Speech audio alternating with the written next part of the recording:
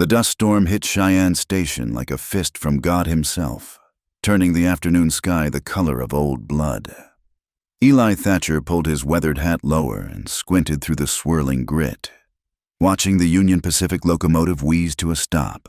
20 years in the territories had taught him to read trouble like scripture, and today's verse was written in the nervous shuffle of porters and the way decent folk hurried indoors. He'd seen plenty of trains arrive in this God-forsaken corner of Wyoming territory, but none had made his neck hairs stand quite like this one. Maybe it was the telegram in his vest pocket, terse instructions from Judge Monroe to escort his wife to Cedar Falls, payment enough to keep a man in whiskey and ammunition for half a year. Or maybe it was just the weather playing tricks on his battle-worn nerves. The passengers began to disembark Eastern dandies clutching their wives, rough men heading for the mines, a preacher with eyes full of hellfire. Then he saw her. Mrs. Annalise Monroe stepped onto the platform like she was walking on glass, each movement precise and contained. She wore mourning black despite the heat, her face half hidden by a veil that couldn't quite disguise the pallor of her skin or the way she flinched when a porter reached for her bags. Everything about her screamed money and breeding, from the French lace at her throat to the kid leather gloves that trembled as she clutched a small traveling case. Eli had expected a society peacock, all flutter and demands. What he got was a woman who looked like she hadn't slept in days, whose eyes darted to every shadow like a spooked Mustang. Mrs. Monroe. He touched the brim of his hat, keeping his voice low and steady, the way he'd approach a wounded animal. Name's Eli Thatcher. Your husband sent me. Those eyes, green as spring grass, fixed on him with an intensity that made him want to check his Colt was still on his hip. Up close, he could see the careful powder trying to hide a bruise along her jawline, faint but telling. Mr. Thatcher. Her voice had the cultured tones of Eastern education, but there was steel underneath, brittle and sharp. I trust you received my husband's instructions. Yes, ma'am. Get you to Cedar Falls safe and sound. Got rooms at the Morrison Inn tonight. Catch the morning coach. He gestured to the mountain of luggage the porters were unloading. That all yours? A flash of something fear crossed her features. Yes. My husband insisted I bring everything necessary for an extended stay. Extended stay. The telegram had said 2 weeks at most. Eli filed that away with all the other things that didn't add up, like why a territorial judge's wife was traveling alone, or why she kept glancing over her shoulder like the devil himself was on her trail. Let me handle that, he said, moving to organize the porters. As he hefted one of the trunks, its weight surprised him. Whatever Mrs. Monroe had packed, it wasn't just fancy dresses and hat boxes. The Morrison Inn squatted on the edge of town like a mud-colored toad, but it was clean, and the proprietor, Bessie Morrison, didn't ask questions if your money was good. Eli had already secured adjoining rooms close enough to respond to trouble, proper enough to avoid scandal. I'll be right next door, he said, setting down the last of her bags. Lock stays strong, but if you need anything, I'm quite capable of managing, Mr. Thatcher. The dismissal in her tone might have been convincing if her hands hadn't been shaking as she fumbled with the key. He studied her a moment longer, beneath the polish and proper manners. Annalise Monroe was running scared. In his experience, there were only 2 things that made a woman look like that: bad men or bad marriage. Sometimes both. Ma'am. He kept his voice gentle. I know Judge Monroe hired me as protection, but maybe you ought to tell me what I'm protecting you from. Her laugh was bitter as day-old coffee. From the dangers of frontier travel? Of course. Savage Indians, desperate outlaws, all manner of uncivilized threats. Isn't that what you're paid for? The sarcasm was shield and weapon both. Eli recognized the tactic. He'd used it himself often enough. If you say so. Dinner's at 6 in the dining room. I'll knock to escort you down. He was halfway to his own room when her voice stopped him. So quiet, he almost missed it. Mr. Thatcher. That is, "Are you skilled with that weapon you carry?" He turned back, noting how small she looked in the doorway, how the afternoon light caught the gold in her dark hair. "Skilled enough to still be breathing, ma'am." "Why?" "No reason. Simple curiosity." But her eyes told a different story, one written in the language of fear and desperate hope. In his room, Eli shucked his coat and rolled his shoulders, feeling every one of his 32 years in the ache of old wounds.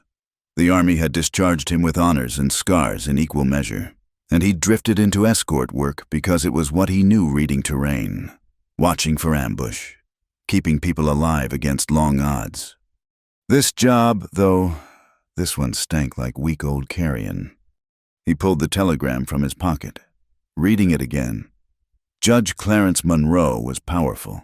No question the kind of man who could hang you legal or have you shot in an alley, depending on his mood. But why send his wife away with a hired gun instead of federal marshals? Why the urgency? Through the thin wall, he heard movement in Mrs. Monroe's room, rapid pacing, the scrape of furniture being moved, barricading the door, most likely. Whatever had her spooked? She expected it to follow. Eli checked his peacemaker, counting cartridges out of habit, then moved to the window.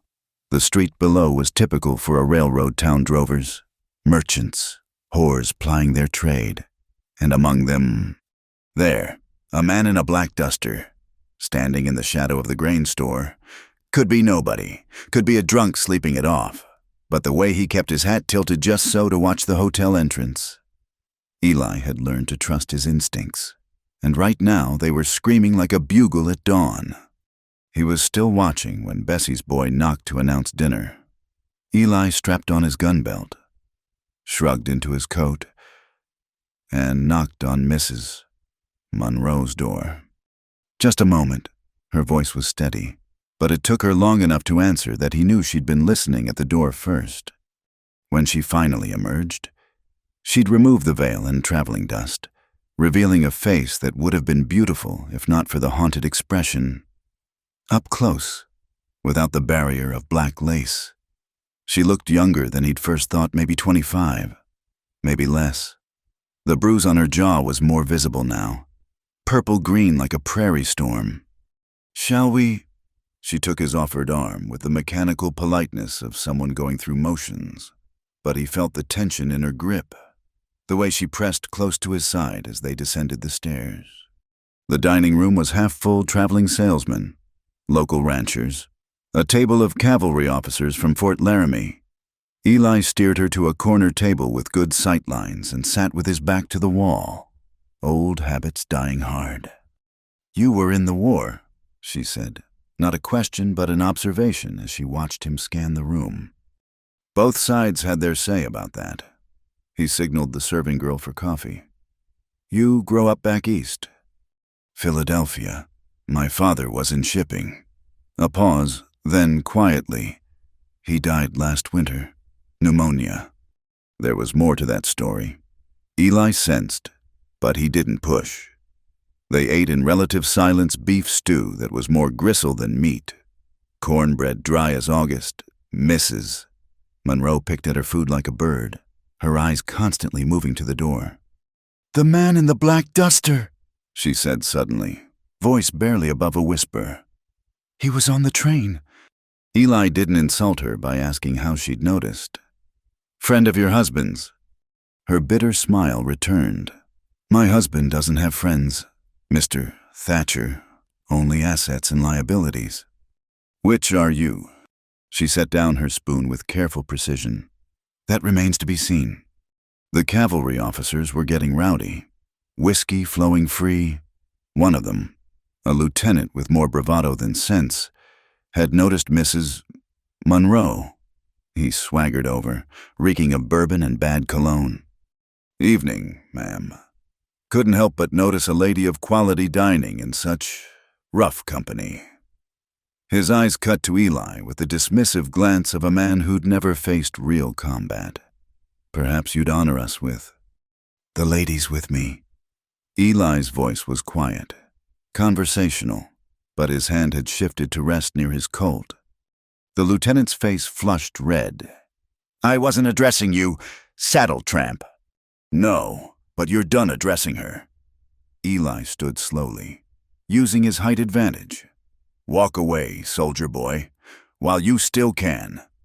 For a moment, violence hung in the air like smoke. Then one of the other officers called out, "Johnson, leave it be. We've got cards to play." The lieutenant retreated with muttered curses, and Eli settled back down. Misses. Monroe was staring at him with an unreadable expression. "That was unnecessary," she said. "I could have handled him." "No doubt, but that's not what your husband's paying me for." "No," she agreed softly. "I suppose it's not." They finished their meal in silence. But it was a different kind of quiet, now charged with unspoken questions and growing awareness. When they rose to leave, she took his arm without prompting, and he noted how she fitted against his side like she belonged there. At her door, she hesitated. "Mr. Thatcher Eli, may I call you Eli?" "If you like." "That man, the one in black, if he comes, he won't get past me." The promise came out fiercer than intended. "Lock your door. Push the dresser against it if it makes you feel better. I'll be right here." She looked up at him then, really looked, and for a moment the mask slipped entirely.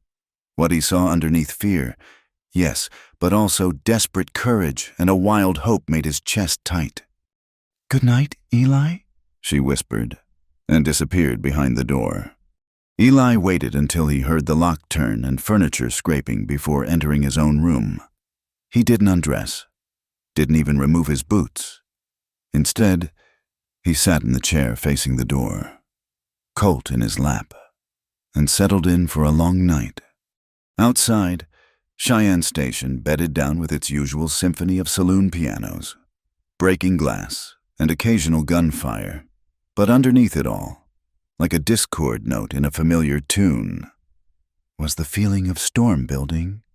Whatever Mrs. Annalise Monroe was running from, it was coming fast.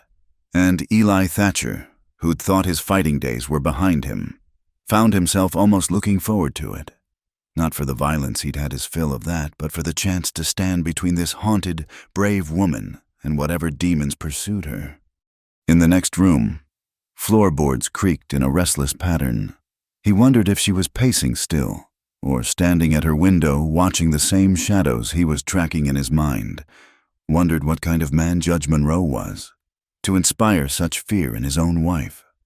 Wondered why he cared so damn much about a woman he'd just met, with her fancy Eastern manners and secrets sharp enough to cut. The wind picked up outside, rattling windows and sending dust devils dancing down the main street. Somewhere in the distance, a coyote howled lonely, defiant, wild. Eli checked his weapon one more time and settled deeper into his chair. Tomorrow they'd leave Cheyenne Station behind, heading into the open territory where law was scarce and a man's word was only as good as his gun hand. Tonight, though, he'd keep watch. It's what he was paid for, after all. At least, that's what he told himself as he listened for any sound from her room, any sign of distress that would give him an excuse to break down that door and... What comfort her protect her? He snorted softly at his own foolishness. Eli Thatcher, hard case and hired gun, going soft over a pair of green eyes and a mysterious smile.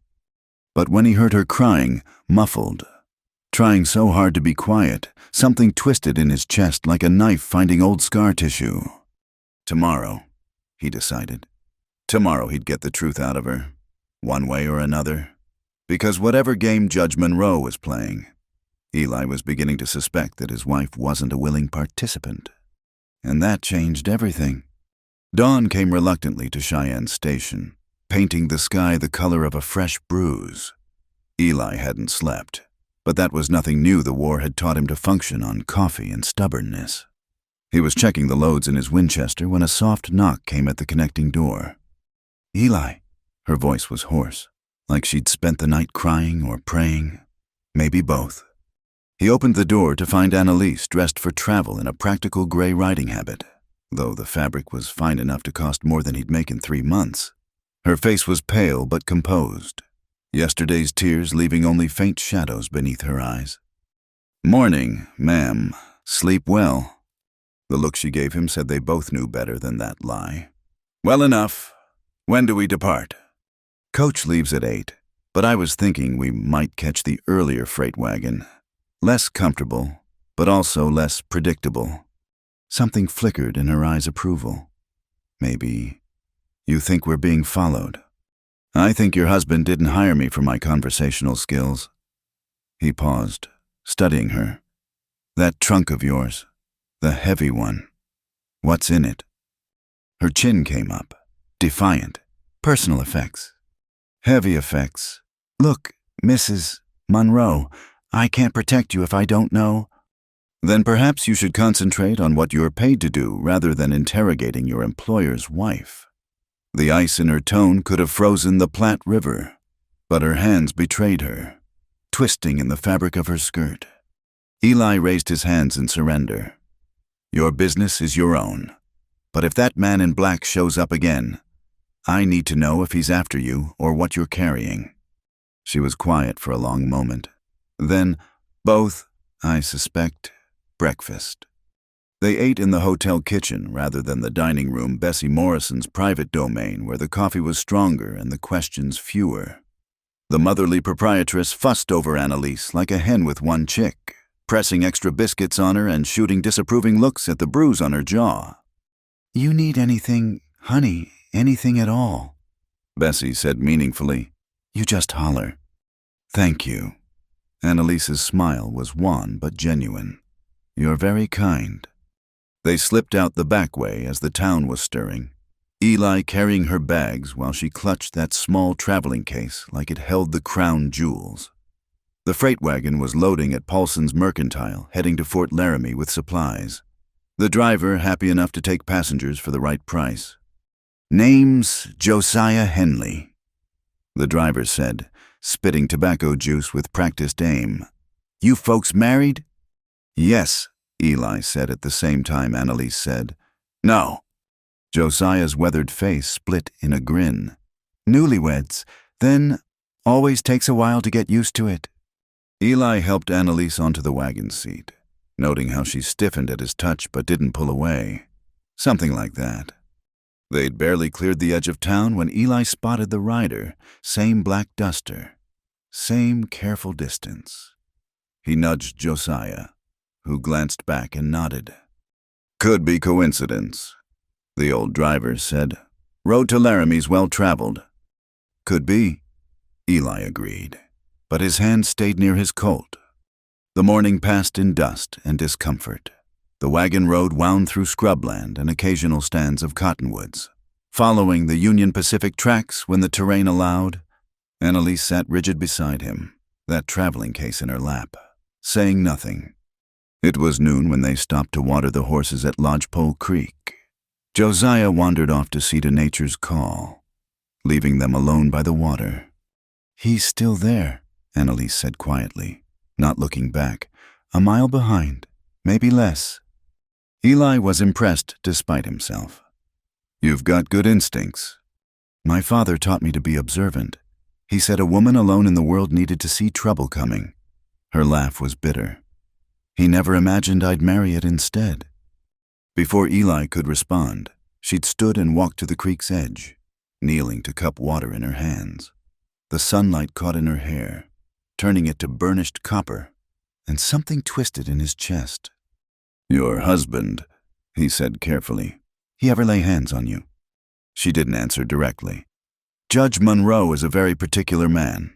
He likes things just so. When they're not," she touched her jaw absently. "He has ways of expressing his displeasure." Eli felt his hands clench into fists. He'd known plenty of men like that, cowards who took their failures out on those who couldn't fight back. There are laws, written by men like him, enforced by men he owns. She stood, brushing dust from her skirt. "I tried. Eli, truly I did. For 3 years I tried to be the wife he wanted. But some cages are too small for even the most willing bird." Josiah's return cut short whatever Eli might have said. They climbed back onto the wagon, But the atmosphere had changed. Where before there had been wariness, now there was something else, an understanding. Maybe a recognition of shared damage. The attack came at Hartwood Station, just as they were pulling in for the night. The tiny settlement was barely more than a way station, a general store, a telegraph office, and Morrison's Inn, no relation to Bessie, despite the name. Eli had just helped Annalise down from the wagon when he saw the black duster man talking to two others near the stable. "Inside," he said quietly, steering her toward the inn. "Now!" But they'd been spotted. The men spread out, hands hovering near their weapons, moving with the casual coordination of professionals. Mr. and Mrs. Thatcher," Eli told the desk clerk, slapping money on the counter. "We need a room, now." The clerk, a nervous man with thinning hair, fumbled with the register. "Of course, sir. Room 4. Up the—" "Just the key." Eli grabbed it and hustled Annalise upstairs, ears straining for sounds of pursuit. The room was small but clean, with a window overlooking the main street and, more importantly, a back stair he'd noticed on the way in. "Pack only what you can carry," he told her, checking the window. The three men had taken up positions, one at the front door, one watching the stable, one nowhere to be seen. "Eli, I need to tell you—" "Later. Right now we need to—" The door exploded inward. Eli moved on instinct, shoving Annalise behind the bed as he drew and fired. The first man through the door caught lead in the shoulder, spinning him back into the hallway. The second man was smarter, firing from cover, splinters erupting from the door frame inches from Eli's head. "The window," Eli shouted, returning fire. "Go!" But Annalise wasn't running. She'd pulled a derringer from somewhere, a lady's gun, but deadly enough at close range, and was crouched behind the overturned dresser, face set in grim determination. "I said go." "No," she fired, the small gun cracking sharp. "I'm done running." The man in the black duster appeared in the doorway, revolver raised, time slowed to molasses. Eli saw the muzzle flash, felt the bullet tug at his sleeve, was already moving. His Colt spoke twice, center mass, and black duster folded like a bad poker hand. Sudden silence, broken only by harsh breathing and the ringing in his ears. "You hit?" he asked, not taking his eyes off the doorway. "No, you—" "I'm fine." He wasn't. His left arm was on fire where the bullet had grazed him, but they didn't have time for medical attention. "We need to move, now." They grabbed what they could, her traveling case, his rifle, ammunition. The back stairs were clear, leading to the inn's kitchen where the cook cowered behind a stove. Outside, full dark had fallen, and with it a chance for escape. The stable was too obvious. Instead, Eli led her behind the buildings, through trash-strewn alleys, circling back toward the telegraph office. The operator had fled at the first sound of gunfire, leaving the door swinging open. Inside, Eli barred the door and turned to face Annalise. In the lamplight, she looked different, younger, but also harder, like fire had burned away some carefully maintained facade. "Now," he said, "the truth, all of it." She set down the traveling case with trembling hands. "You were right, it's not clothes." She opened it, revealing papers, dozens of them, covered in neat handwriting, official seals, damning evidence. "My husband has been selling judicial decisions for years, mining claims, water rights, murder charges dismissed for the right price. I started collecting evidence after—" She touched her jaw. "After I realized leaving wouldn't be enough. He'd never let me go. But with these—" "Blackmail." "Justice." The word came out fierce, desperate. These papers could destroy him, his whole corrupt network. I was going to take them to the federal prosecutor in Denver, but he must have realized. "So he hired me to bring you back." Eli felt sick. "I'm the Judas goat." "No."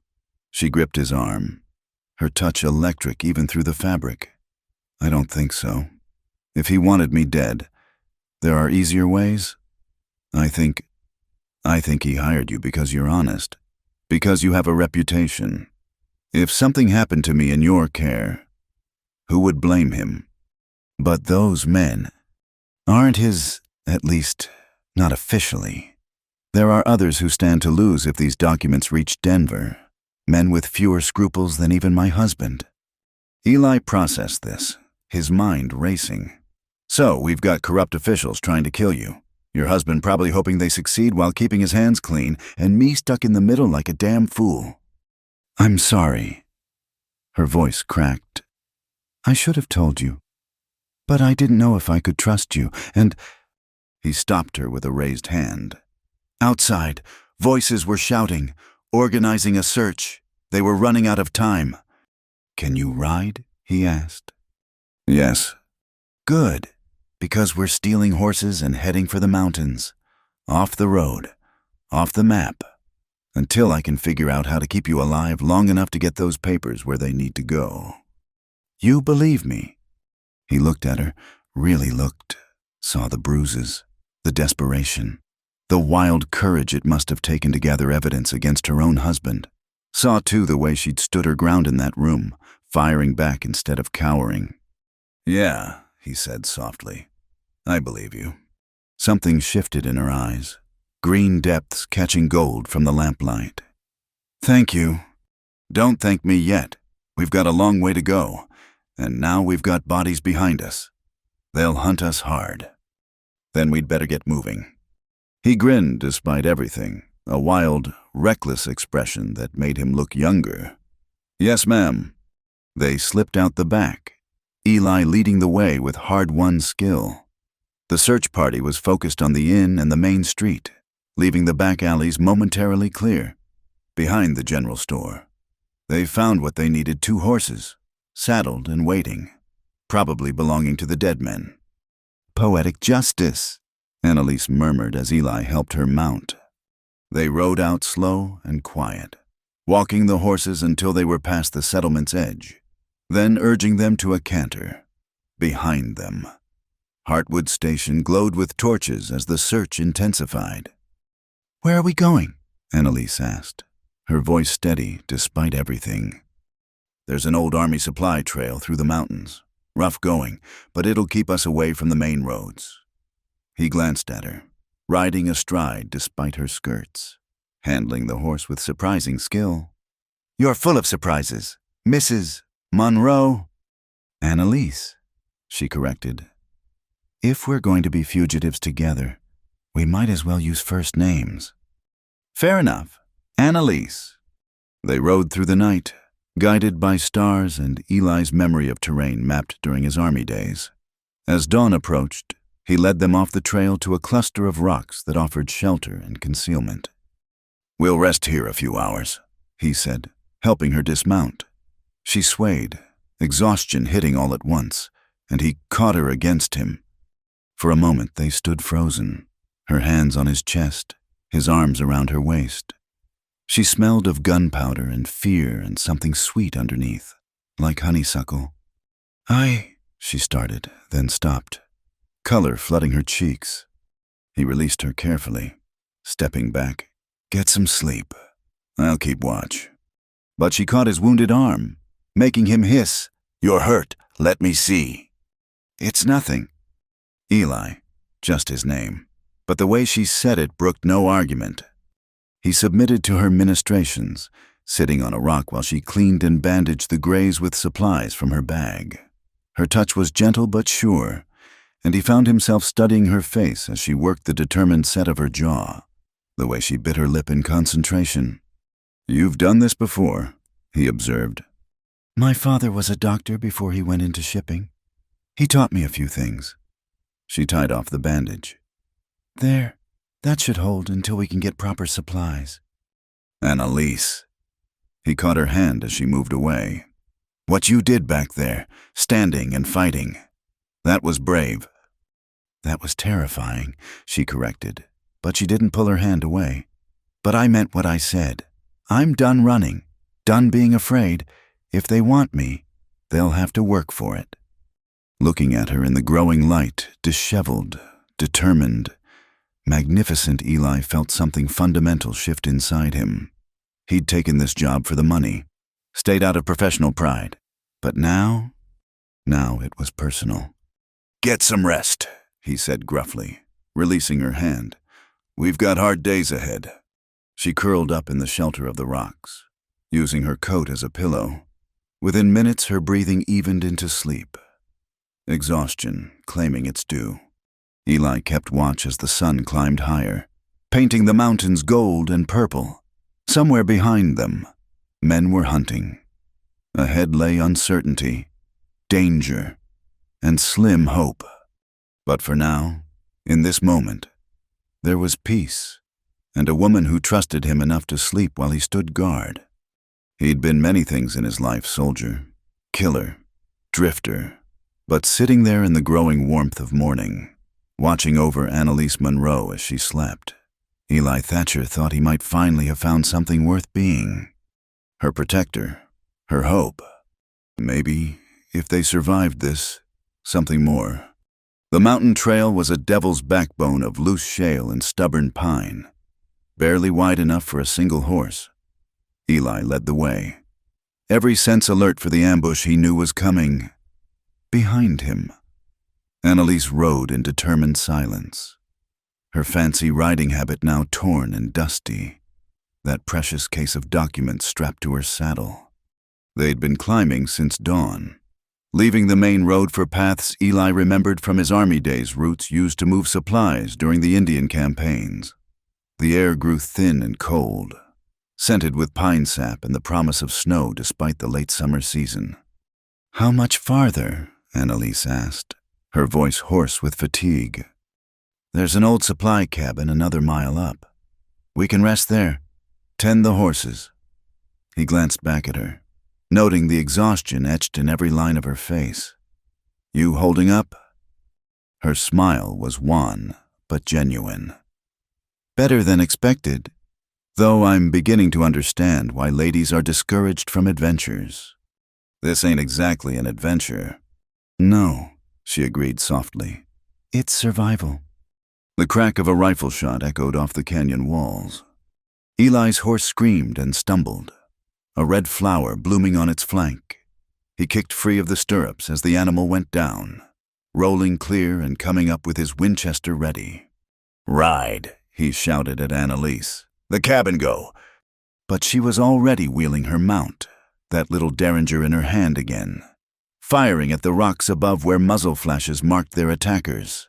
The shot went wide, but it gave Eli the seconds he needed to find cover behind a fallen log. His rifle spoke with measured precision. One shot, one target. A man tumbled from the rocks, his scream cut short by the unforgiving ground below. But there were others, at least 3, and they had the high ground. "Thatcher," a voice called from above. "Send out the woman and you can walk away. Professional courtesy." Eli recognized the voice. Marcus Dalton, a gun for hire out of Kansas City. They'd crossed paths before, never friendly but with mutual respect for each other's skills. "Can't do it, Marcus," Eli called back, using the conversation to pinpoint positions. "I took the job." "Job's over, friend. Judge Monroe wants his property back, one way or another." "She's not property." The words came out fiercer than intended. Dalton's laugh echoed off the rocks. "Got under your skin, did she?" "That's a shame. Eli, I always took you for smarter than that." Movement in his peripheral vision. Annalise hadn't run. Instead, she dismounted and taken position behind a cluster of boulders, her horse's rifle in her hands. When she saw him looking, she gave a tight nod. "Ready?" "Damn fool woman, brave as a lioness and twice as stubborn." The mountainside erupted in gunfire. Eli worked the Winchester's lever with practiced speed, laying down covering fire while Annalise took careful aim. Her shot caught one of Dalton's men in the shoulder, spinning him back. But they were outnumbered and outpositioned. It was only a matter of time before the sound started low, a rumble like distant thunder. Eli felt it through his boots before his ears registered what his instincts already knew. Avalanche, he roared. Move! The gunfire from above, too much, too careless, had loosened the unstable scree. Now half the mountainside was coming down in a roaring cascade of rock and dust and death. Eli sprinted toward Annalise, caught her around the waist, and dove for the shelter of an overhang just as the world went white with dust and deafening with the mountain's fury. They huddled together as rocks the size of wagons thundered past, her face buried against his chest, his arms tight around her. He could feel her heart hammering against his ribs. Or maybe that was his own. Hard to tell where one of them ended and the other began. Then, sudden as it started, silence. They stayed frozen for long moments, breathing hard, covered in dust fine as flour.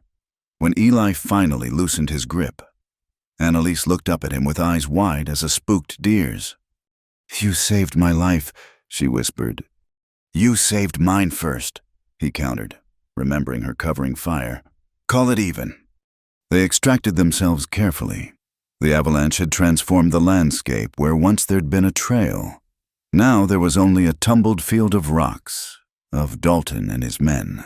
There was no sign, buried, most likely, under tons of mountain. "The horses," Annalise said, and Eli heard the catch in her voice. Her mount had survived, wild-eyed and trembling but unharmed, still carrying the precious documents. His own horse was beyond help, crushed beneath the slide. He put the animal out of its misery with a single shot that echoed like a prayer in the thin air. "We'll have to ride double," he said, trying to sound matter-of-fact about it. They pushed on, Eli walking ahead to lead the exhausted horse while Annalise rode. The cabin, when they finally found it, was little more than a lean-to built against a cliff face, but it had walls and a roof, and that made it paradise. Inside, the accumulated dust of years covered rough furniture, a table, 2 chairs, a narrow cot with mouse-eaten blankets. A stone fireplace dominated one wall, and miracle of miracles, there was dry wood stacked beside it. "I'll see to the horse." Eli said, "Get a fire going if you can." When he returned, she'd not only started a fire but had found an old coffee pot and was melting snow for water. The warmth hit him like a physical blow, making him realize how cold he'd been. "Sit," she commanded, pointing to a chair. "You're favoring your right side." He hadn't realized she'd noticed. During the avalanche, a rock had caught him in the ribs, and every breath was a reminder. He submitted to her inspection, trying not to react as her gentle fingers probed the injury. "Bruised, not broken," she diagnosed, "though you'll be sore for days." "I've had worse." "I'm sure you have." Her fingers traced an old scar along his ribs, and he couldn't suppress a shiver that had nothing to do with cold. "The war." "Antietam," the word came out rough. "Took grape shot saving a artillery position." Her hand stilled. "You were at Antietam." "Longest day of my life." He caught her hands, suddenly needing to change the subject. "What about you? How'd a Philadelphia society girl learn to shoot like that?" She pulled away gently, busying herself with the coffee pot. "My father believed a woman should be able to protect herself. He hired tutors, dancing masters, and language teachers for mother's sake, but also a Pinkerton man who taught me to shoot and ride and think strategically." Her smile was sad. "He said the world was changing, that women would need more than pretty manners to survive it. He was right." They shared what food they had: hardtack and jerky from Eli's saddlebags, some cheese and dried fruit from hers. The coffee was bitter as sin but hot, and they drank it gratefully as darkness pressed against the windows. "We can't stay here," Eli said eventually. "Dalton might be dead, but there'll be others." "I know." She stared into the fire. "Eli, I need to tell you something. About my husband, about why those documents are so important." He waited, letting her find the words. 3 months ago, a family came to Clarence the Millers, homesteaders. They'd found copper on their land, enough to make them rich, but their claim conflicted with interests belonging to Hamilton Steel, the railroad magnate. She paused, her hands clenching. The Millers had 2 children, a boy of 12, a girl of 9. Something cold settled in Eli's stomach. Annalise. Clarence ruled against them, said their claim was invalid. When Mr. Miller tried to appeal, to show his proof of purchase, her voice broke. They burned. The whole family, in their home. The sheriff ruled it an accident, overturned lamp. But I know better. I heard Clarence talking to Steele after, heard them laughing about it. Jesus Christ. The children, she continued relentlessly. The girl was still alive when they found her. She lived for 3 days, crying for her mother. Tears tracked through the dust on her face. That's when I started gathering evidence. That's when I knew I had to stop him. No matter the cost. Eli stood abruptly, pacing the small space like a caged wolf. The thought of those children, of Monroe and his cronies laughing about it. His hands itched for his guns. Hey, Annalise caught his arm, stopping his pacing. I didn't tell you this to make you angry. I told you so you'd understand. This isn't just about me anymore. It's about justice for the Millers and all the others he's destroyed. He looked down at her, this slip of a woman who'd found the courage to stand against corruption that would terrify most men. You're remarkable. You know that. Color flooded her cheeks. I'm terrified, she admitted. Every moment, I'm terrified, but fear seems a small price for doing what's right. They were standing close enough that he could see the gold flecks in her green eyes, count the freckles dusting her nose.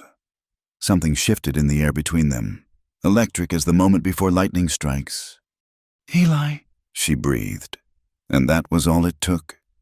He kissed her like a drowning man seeking air, one hand tangling in her dusty hair while the other pulled her against him. She made a soft sound, surprise or pleasure, or both. Then her arms were around his neck, and she was kissing him back with a desperation that matched his own. When they finally broke apart, both breathing hard, she pressed her forehead to his chest. We shouldn't. This complicates everything. Everything's already complicated. He tilted her chin up, thumb tracing the delicate line of her jaw. But you're right. You're a married woman. And I'm a good man, she finished firmly. A good man in an impossible situation, just like me. They stood there, holding each other in the flickering firelight, both knowing they'd crossed a line they couldn't uncross. Outside, wind howled through the mountains like the voices of the dead, the Millers, Dalton's men, all the ghosts that followed in corruption's wake. What happens when we reach Denver? She asked softly. We get those documents to someone who can use them. Make sure your husband pays for what he's done. And then, he was quiet for a long moment. I don't know, but we'll figure it out, together. She pulled back to look at him, and what he saw in her face, trust, hope, something deeper and more dangerous made his chest tight. Promise. I promise.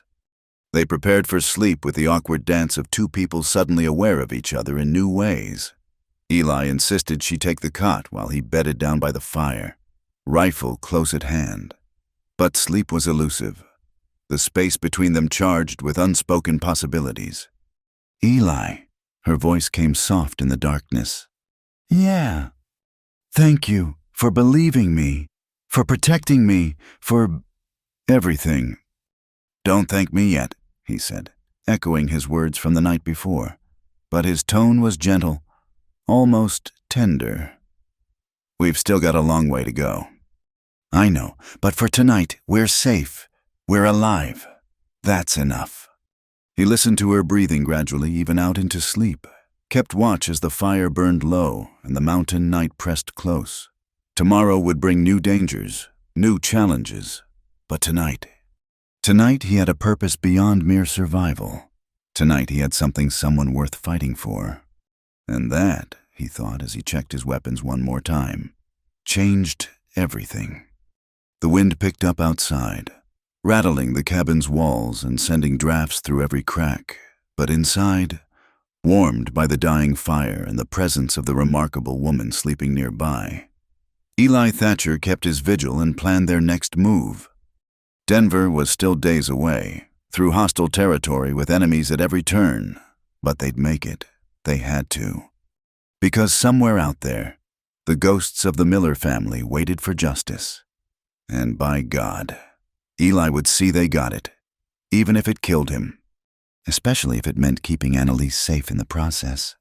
He touched his lips, still feeling the echo of their kiss, and smiled grimly into the darkness. Complicated didn't begin to cover it.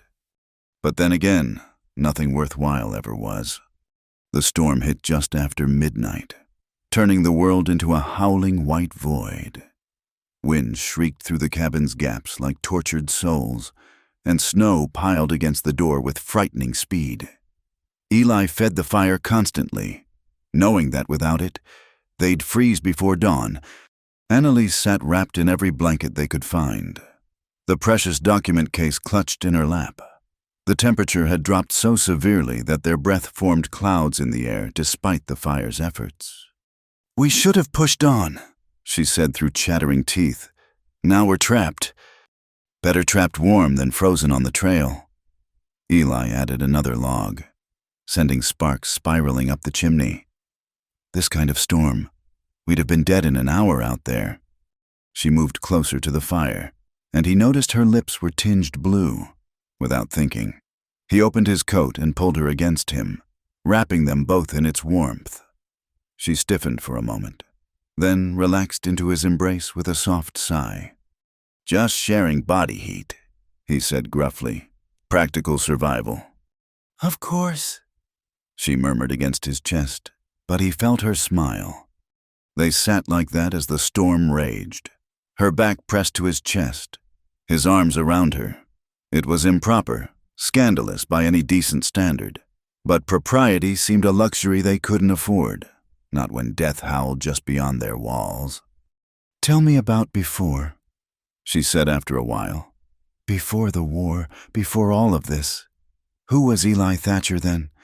He was quiet so long she thought he wouldn't answer. Then, "Farm boy from Ohio. Nothing special. Had a girl marry Catherine. Planned to marry her when I got back. Take over my father's land. Raise horses and children in equal measure." "What happened?" "Shiloh happened. Gettysburg. Antietam." His arms tightened unconsciously around her. "The boy who left Ohio died somewhere between those places. What came back? Mary Catherine took one look and knew. Married the banker's son 6 months later. Can't say I blamed her." "I'm sorry." "Don't be. She deserved better than what the war left behind." He paused. "What about you? You must have had suitors in Philadelphia." "Oh, yes." Her laugh was soft, bitter. A parade of appropriate young men with appropriate fortunes and appropriately boring conversation. Then Clarence arrived older, powerful, mysterious. He quoted poetry, brought exotic gifts, spoke of changing the world through law and justice. She shook her head. "I was such a fool." "You were young. He was a predator. That's not foolishness. That's innocence meeting evil." She turned in his arms to look at him, their face inches apart. "Is that what you think I am, innocent?" "No." His voice roughened. "I think you're the strongest woman I've ever met, but strength and innocence aren't opposites. Sometimes it takes real innocence, real faith in what's right to stand against the darkness." The firelight danced in her eyes, turning them to molten gold. The space between them crackled with tension, with want, with the knowledge that they were one breath away from another line they shouldn't cross. "Eli?" she whispered, and he could feel her trembling, though whether from cold or something else, he couldn't say. "We can't." The words scraped his throat raw. "You're married. I'm supposed to be protecting you. Not treating me like a woman instead of cargo to be delivered." Fire flashed in her eyes. "Not seeing me as something more than Judge Monroe's property. That's not what I—" "Isn't it?" She pulled back, wrapping her arms around herself. "Everyone my whole life has decided what's proper for me. What I should want. What I should be. My parents. My husband. Society. Even you. Deciding what we can and can't. He kissed her. Not gentle like before, but desperate. Hungry. Pouring all his frustration and fear and wanting into the connection. She made a sound triumph or surrender, and her hands fisted in his shirt, pulling him closer. When they broke apart, both gasping, she pressed her forehead to his. I know we shouldn't. I know it's wrong. But Eli, I might die tomorrow. We both might. And I'm so tired of living by other people's rules. He caught her face in his hands, thumbs tracing her cheekbones. You're not going to die. I won't let that happen. You can't promise that. Watch me. The ferocity in his voice surprised them both. I've failed at a lot of things in my life, Annalise, but I will not fail at this. I will get you to Denver. I will see your husband brought to justice. And after that? After that, she prompted, breathless. After that, we'll see what kind of life can be built on the ashes of the old one. She kissed him again, softer this time, a promise sealed.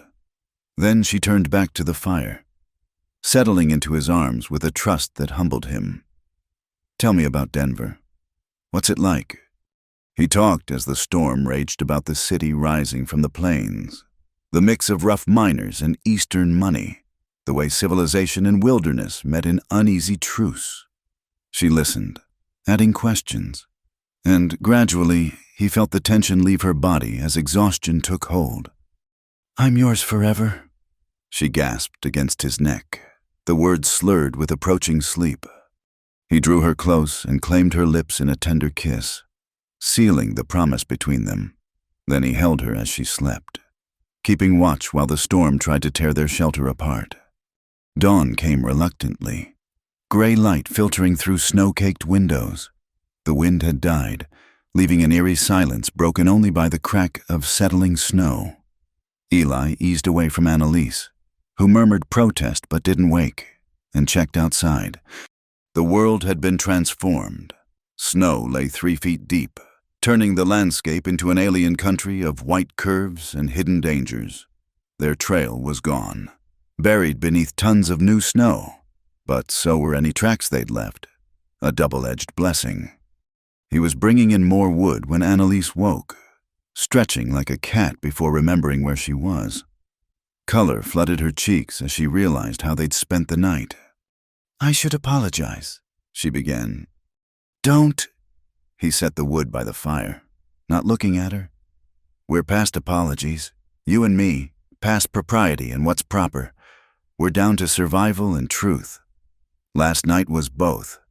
She rose, crossing to where he stood. And what's the truth? Eli Thatcher. He turned to face her, letting her see everything in his eyes, the want, the fear, the growing thing between them that had no name but felt like hope.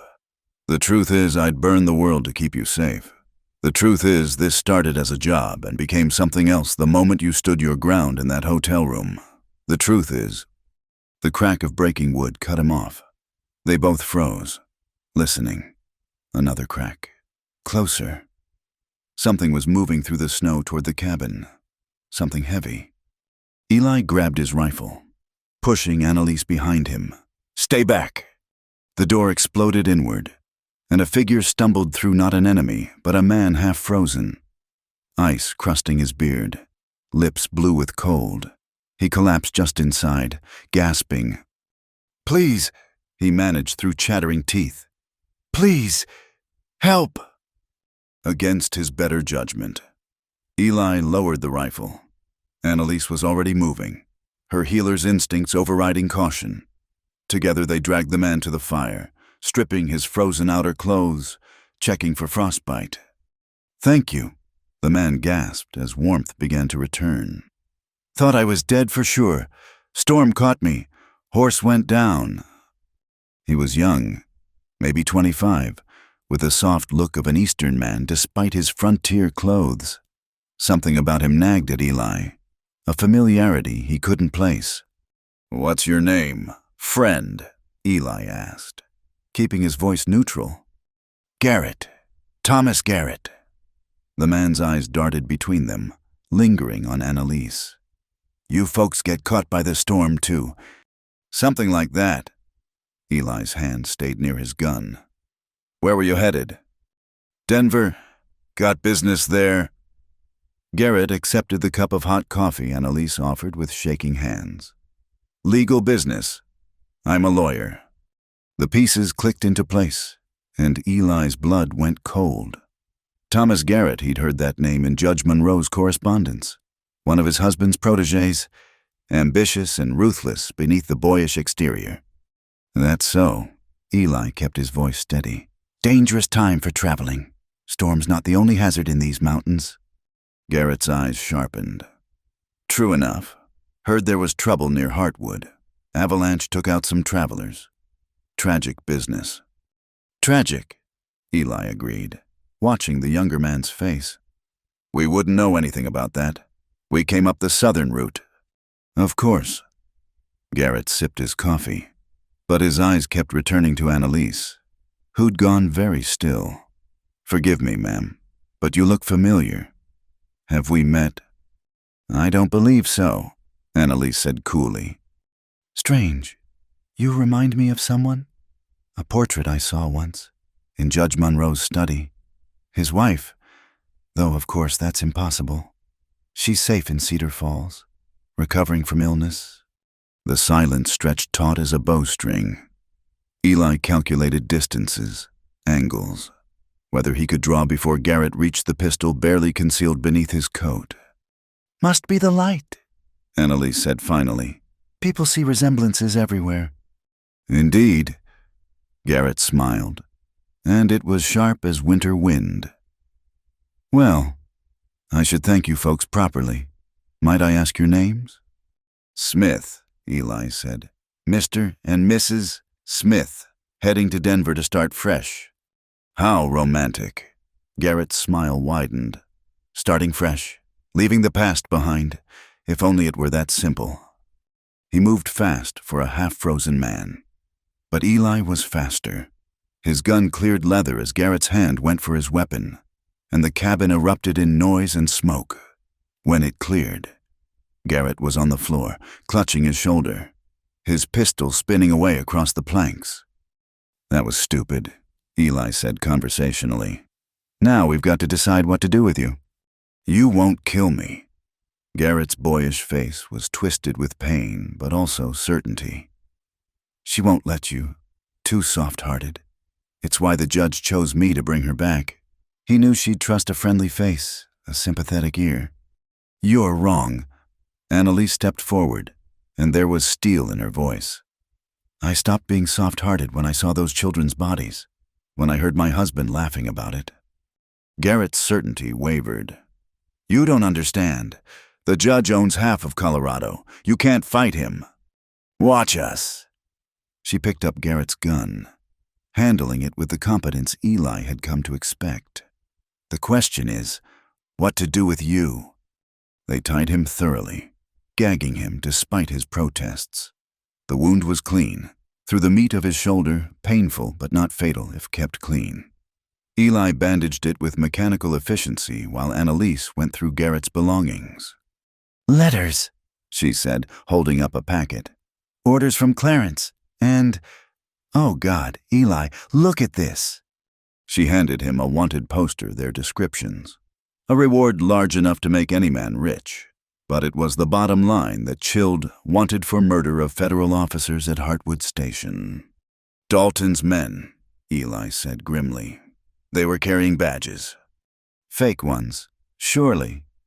Doesn't matter. It's his word against ours now. And he's a judge. They looked at each other, the full weight of their situation settling in. Not just fugitives from corruption, but wanted criminals in the eyes of the law. The documents Annalise carried were their only hope, and even those might not be enough. We have to move, Eli said. Storm's broken. They'll be coming. They prepared quickly. Taking Garrett's horse and supplies, the lawyer watched them with hatred that promised retribution if he survived. Eli considered the angles, the risks, the simple expedience of a bullet. No, Annalise said, reading his thoughts. We're better than they are. We have to be. So they left him tied but alive, with enough slack to eventually free himself and enough supplies to survive until then. Mercy or foolishness, time would tell. Outside, the morning sun turned the snow to diamonds, beautiful and blinding. They mounted double again. Annalise in front this time, Garrett's horse following on a lead. The trail down would be treacherous, but staying meant certain death. Ready? Eli asked, his arms around her as he took the reins. She leaned back against him, solid and real and worth any risk. Ready. They rode out into the white world, two people against an empire of corruption, carrying truth like a weapon and love like a shield. Behind them, the cabin grew small and distant, taking with it the night's intimacy and the morning's violence. Ahead lay Denver, justice, and either vindication or death. But for now, for this moment, they had each other, the sun on their faces, and the wild freedom of the mountains. And sometimes, Eli thought as they picked their way down the treacherous slope, that had to be enough. Sometimes it was everything. The trading post at Willow Creek looked abandoned from a distance, weathered boards gray as old bones, windows dark and empty. But Eli's instincts prickled as they approached. Smoke wisped from the chimney, too thin for honest warmth, and fresh horse tracks marked the muddy ground despite yesterday's snow. Something's wrong, he murmured, reining in their mount. Annalise tensed against him. Should we go around? No choice. We need supplies, and the horses need rest. He studied the building, cataloging exits, cover, fields of fire. But we go in careful.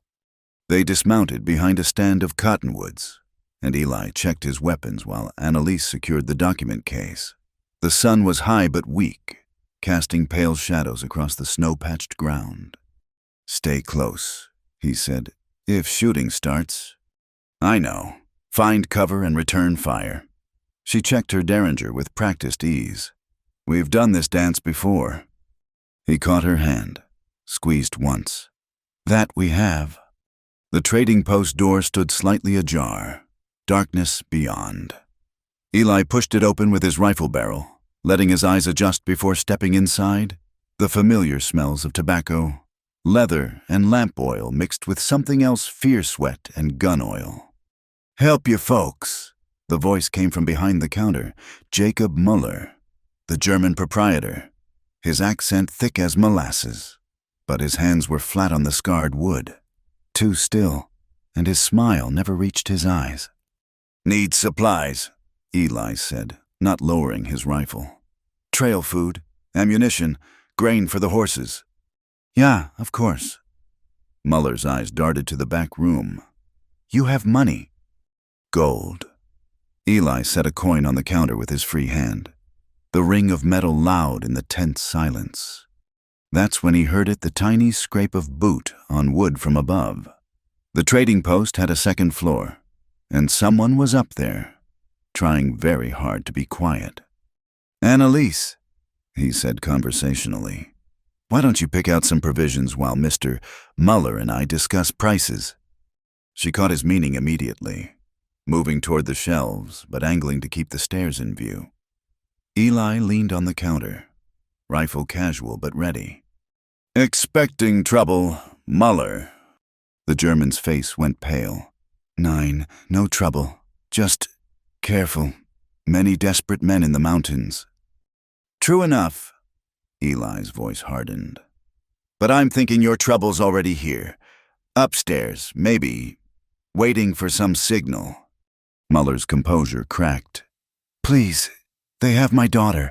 Greta is only 16. They said they would... The attack came from 3 directions at once. A man burst from the back room, scattergun rising. Eli shot him center mass, the boom of his rifle deafening in the enclosed space. Footsteps thundered on the stairs as 2 more men descended, firing wildly. Annalise dropped behind a pickle barrel, her derringer cracking sharp. One of the men on the stairs stumbled, clutching his thigh. Eli levered another round, Fired. Spun to engage the next target. The door exploded inward, and Marcus Dalton strode through, very much alive despite the avalanche. His left arm hung useless, but his right held a Colt steady as stone. "Should have taken my offer. Thatcher," he said. Time slowed. Eli saw everything with crystalline clarity, Dalton's finger tightening on the trigger. Muller diving behind his counter. Annalise rising from cover with her little gun, face set in determination. 3 guns spoke as one. Dalton's shot took Eli high in the chest, spinning him into a display of mining tools. Annalise's Derringer barked, catching Dalton in the throat. His return shot went wide, shattering bottles behind the bar. And from the back room, a young woman's scream, "Papa!" Eli struggled to rise, blood spreading across his shirt. The world tilted sickeningly, but he could see Dalton on the floor, hands clutched to his neck, blood fountaining between his fingers. The famous gunman's eyes were wide with surprise as his life poured out onto Muller's clean-swept floor. "Eli!" Annalise was at his side, hands pressing against the wound. "Don't move! Let me see!" "Check the others," he gritted out. "Make sure they're down." She hesitated, then moved with swift efficiency. The man from the back room was dead. The 2 from upstairs were wounded but alive, moaning. She collected their weapons while Muller emerged, a young blonde girl clutching his arm. "Please," Muller begged. "We said nothing. They came yesterday, said they were federal marshals hunting fugitives. When I recognized the description..." He gestured helplessly. "I'm sorry." "Help him," Annalise commanded, returning to Eli. "Boil water. Get clean cloth. Now." The next hour passed in a haze of pain. Annalise worked with desperate efficiency, her father's medical training serving her well. The bullet had passed through, missing the lung but leaving damage enough. She cleaned, stitched, bandaged, her face set in concentration while tears tracked silently down her cheeks. "Don't you dare die," she whispered as she worked. You promised to see this through." "Not dying," Eli managed. "Too stubborn." "Good." She finished the bandaging, hands bloody but steady. "Because I'll follow you to hell itself if you break your word." Miller and his daughter helped move Eli to a cot in the back room. The German's guilt made him helpful disposing of bodies, caring for horses, gathering supplies without payment. "The men," Muller said as evening fell. "They spoke of others coming. A large group from Denver, led by the judge himself." Annalise looked up sharply. "Clarence is coming." "Yeah, they expected to trap you here. Hold until he arrived." Muller wrung his hands. "I'm sorry, Greta." "You protected your daughter," Annalise said quietly. "I understand." Night fell like a curtain, and with it came the knowledge that they were trapped. Eli was in no condition to ride, but staying meant certain capture when Monroe arrived with his men. "Go," Eli said when Annalise brought him water. "Take the documents, take a horse, ride hard for Denver." "No." "Annalise." "I said no." She sat beside him, taking his hand. "We're past that. Remember past me running while you play hero. We survive together or not at all." He squeezed her fingers, lacking strength for more argument. Truth was, he didn't want her to go. Selfish as it was, he wanted her here, wanted to see her face if this was to be his last night. "Tell me about after," she said softly. "After Denver, after the trial. What then?" He thought about it, building a dream from fragments of hope. California, maybe, or Oregon, somewhere new, where nobody knows our names. Build a little ranch, raise horses, watch sunsets from our own porch. "Children," her voice was wistful. "If you want, a whole passel of them, running wild and free." "I'd like that." She leaned down, kissed him gently. "Something to fight for, something beyond survival." Muller knocked, entering with a lamp. The wounded men, they talk. Your husband, Frau Monroe, he brings 20 riders. They'll be here by tomorrow night." Annalise straightened, and Eli saw the moment she made her decision. "Mr. Muller, is there another way through the mountains, a path Clarence wouldn't know?" "There is Old Ute Trail. Very dangerous, but—" He hesitated. "I could guide you. It's the least I can do." "No!" Eli tried to sit up, gasped as pain lanced through him. "Too risky. I can't ride." "Then we make a travois," Annalise said firmly, "like the army used for wounded. We leave at first light." "The storm." "Would you rather face the storm or Clarence?" Her green eyes blazed. "Because I know which I choose." They spent the night preparing. Muller and Greta gathered supplies while Annalise tended Eli and studied the documents again, memorizing key passages in case they were lost. The wounded outlaws were tied and left in the root cellar with water more mercy than they deserved, but all Annalise would allow. Dawn came pale and cold, wind promising more snow. They rigged a travois to Garrett's horse, padding it with furs and blankets. Eli protested being dragged like baggage, but his attempt to stand ended with him gasping and gray-faced. "Pride's a luxury we can't afford," Annalise told him, checking his bandages one final time. Muller led them behind the trading post to where the mountain rose steep and forbidding. The trail was barely visible, a ghost path winding up through scattered pines. "Stay to the rock when possible." Muller instructed, "Snow hides the path, but also ice. One wrong step." He shrugged eloquently. "Thank you," Annalise said, "for everything." The German nodded, guilt and gratitude warring in his weathered face. "Gott mit Ihnen, God with you." They started up, Annalise leading her mount while Muller's daughter led the travois horse. The path was treacherous, switching back and forth across the mountain face. Wind cut like knives, and clouds gathered ominously overhead. An hour up, they herded horses, many of them, approaching the trading post below. Annalise stopped, looking back. Even at this distance, she could make out riders surrounding the building, one figure in black standing apart from the rest. "Clarence," she breathed. As if he heard her, the distant figure looked up, scanning the mountainside. For a moment, Annalise was certain he saw them, certain the chase would begin immediately. Then Muller emerged from the post, gesturing wildly, pointing down the valley road. The misdirection wouldn't last long, but it might give them the time they needed. They pressed on, climbing higher as snow began to fall. The trail narrowed until the horses walked single file along a ledge with nothing but air on one side. Eli drifted in and out of consciousness, fevered despite the cold. "Stay with me." Annalise called back to him. "Tell me about those horses you'll raise." His voice came weak but determined. "Appaloosas, tough, pretty, like you." She laughed despite everything. "Comparing me to a horse, Mr. Thatcher."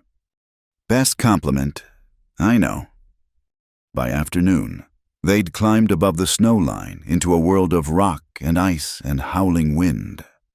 Greta's lips were blue, her slight frame shaking with cold. Annalise wasn't much better, exhaustion and fear taking their toll. "There," Greta pointed through the swirling snow. "Papa said old cabin at the pass. We rest there." The cabin was more cave than building, stones piled against an overhang, but it blocked the wind and had remains of an old fireplace. They got Eli inside, got a fire going with precious matches from Muller's supplies. Annalise checked Eli's wound, not liking what she found. Red streaks spread from the entry point, and his skin burned with fever. Infection, despite her careful cleaning, without proper medicine.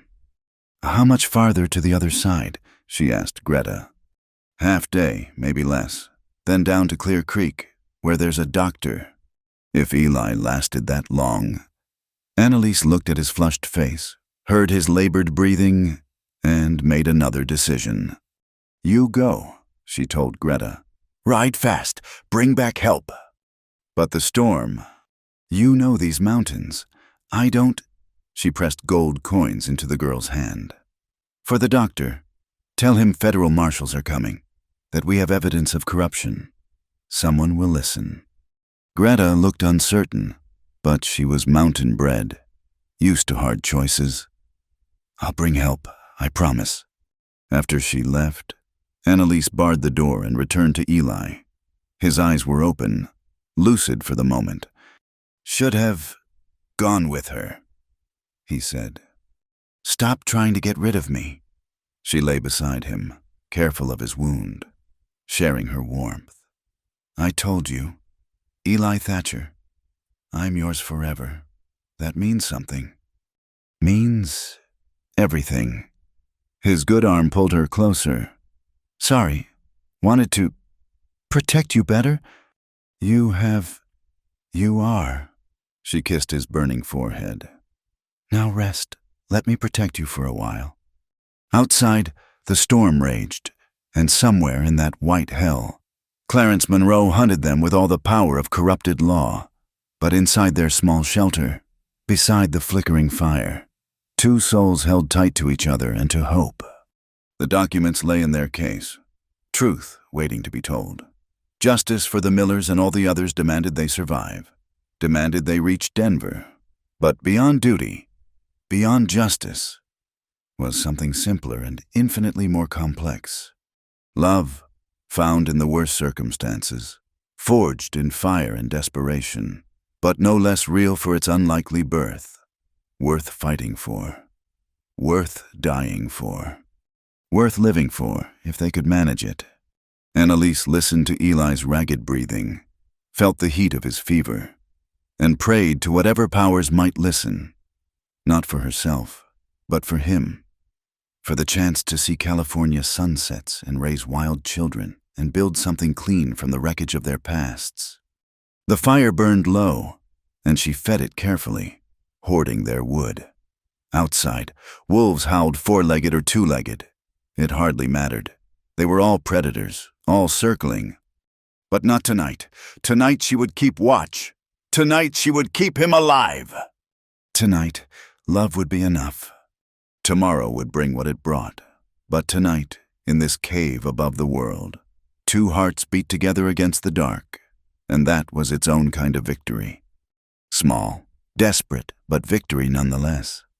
The fever broke near dawn, leaving Eli weak but lucid. Annalise had dozed fitfully beside him, jerking awake every time his breathing changed. Now she watched as his eyes opened, truly seeing her for the first time in hours. Still here, he whispered. Where else would I be? She touched his forehead, still warm, but no longer burning. How do you feel? Like I've been trampled by a herd of buffalo. He tried to sit up, grimaced. But alive. Thanks to you. Thank Greta. She should be back with help soon. But even as she spoke, Annalise heard what she'd been dreading, horses approaching through the snow. Too many to be help. Too organized to be friendly. She moved to the window slit, peered out into the gray dawn. Her heart sank. Riders were spreading out below, surrounding their position with military precision. And there, mounted on a black thoroughbred, sat Judge Clarence Monroe. He looked older than she remembered, the past weeks having carved new lines in his aristocratic face. But his back was still ramrod straight, his presence still commanding as he directed his men. Annalise! His voice carried clearly through the cold air.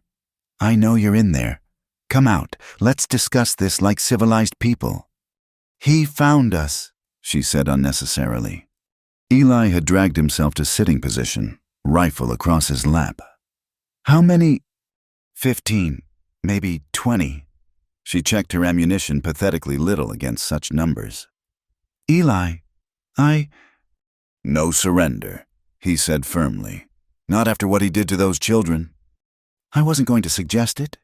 She moved to the door, called out, What's to discuss? Clarence, you want me dead and the documents destroyed. I want you hanged for murder. Seems we're at an impasse. Drama was always your weakness. my dear.